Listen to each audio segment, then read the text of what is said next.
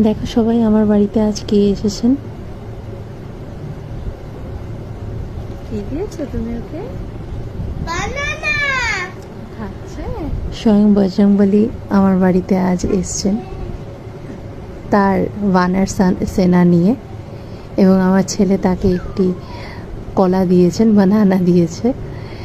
তো আমার যথাসাধ্য আমি যা পেরেছি তাদেরকে আহার করার জন্য আমি দিয়েছি। নেই আমার কাছে কিছু।